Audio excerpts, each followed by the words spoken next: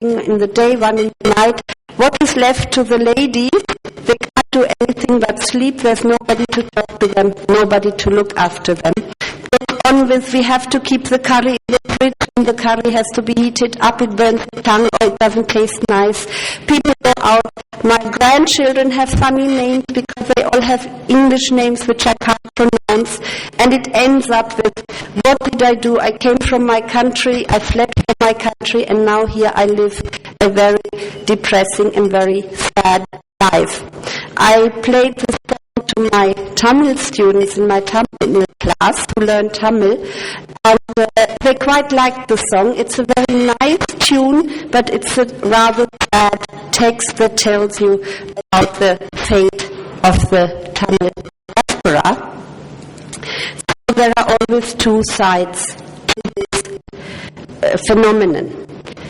But let me talk not so much about Tamils in Germany, who are, in spite of everything, quite successful professionally and in their personal lives. Let me tell you about Tamil in Germany, which you might find rather surprising. Is there Tamil in Germany at all? Oh yes, there is.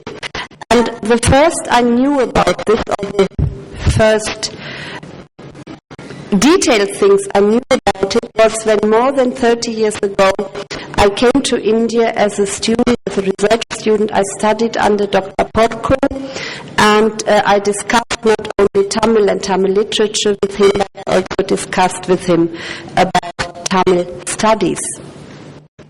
Tamil in Germany is very old, with a very long tradition. Actually, in 1670, a German missionary, Thiruvalluvar, wrote the first grammar and the first dictionary in Latin and Tamil. He translated Tamil into Latin. It was missionaries who first came to South India and who studied the local language, which was Tamil. And they were very impressed, though they came to convert people to Christianity. It didn't quite work out that way. They started to study the indigenous literature, and as you might see if you go through the literature, they have a very high regard for the religious and the epic literature in Tamil. And there was, even in the 18th century, at the University of Erlangen in Germany, we had a chair for Tamil studies. Tamil language was taught in Erlangen University. And the one who introduced that chair was another very famous German. He was a pastor and he was a poet, Friedrich Rückert. He introduced that chair. Hermann August Franke, another missionary, collected a vast number of Ola-leaf manuscripts in Tamil, which are nowadays and catalogued in the University of Halle. Not in the university, but in a special library in the Frankische Foundation, where all these Ola leaves, which are a mine of Tamil knowledge, are kept, and they are still awaiting people who read them, translate them, and interpret them. Other missionaries who came to Tamil Nadu, they translated Tirukkural. Karl Graul translated the Tirukkural. They read the arangam, and Karl Graul it was who told us that Tamil literature is the half-brother of Greek genius. We heard just about the Greek poets, we heard about the Odyssey. Graul told that Tamil literature is virtually on a par with Greek literature in the 19th century that was highest praise. Then we have a bit later Thiruvalluvar, who translated the arangam into German and wrote a very able dissertation on Shaiva Siddhanta and its principles. So why am I going on about this? Because sadly the situation has changed completely. Once Sanskrit was considered as an Indian language, totally changed. Tamil suddenly was nowhere. Everybody wanted to do only Sanskrit. Everybody thought Sanskrit is the highest language. There are no other languages in India at all. So the Tamil chair in Erlangen was abolished. Now we have there a chair for studies.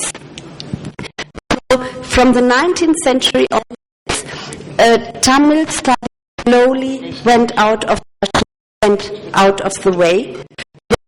There were still people who learned the language either because they wanted to go to India as missionaries or for other work. But if you talk about Indian studies, it was Sanskrit studies. And that changed very slowly in the 60s and 70s when we had Tamil studies at several universities. Now we have, unfortunately, only 3 places in Germany where Tamil is taught, and that is in Cologne, where Niklas is based, that is in Hamburg, where people learn Tamil, and that is in Munich, where they teach Tamil. These are only 3 places, and it's very hard to have to fight every year for Tamil classes that they are kept up and not thrown out in favor of Sanskrit or Urdu or any other language.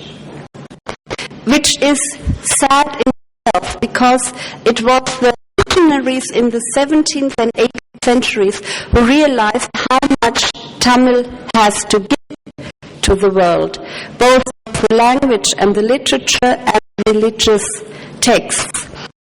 Not only as the minister Anbar quoted this morning, Yavamure Yavarum Kelir, but also from the Mandram, Ore Kulam Oruvane Devam. This is a very early recognition of the world is one and there is only one deity, however you call it. That was long before in Europe religious tolerance came into fashion. In fact, it came in such literature when in Europe religious wars were raging of a very bad kind.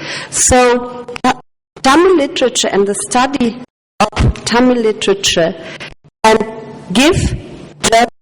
give the world a lot. And this work, this study should be recognized and should be continued. Not only for the Tamils who live abroad. Incidentally, I have always a few students who are Tamils but who have not learned the language of their parents or not learned it properly. So they come to the university to study the language.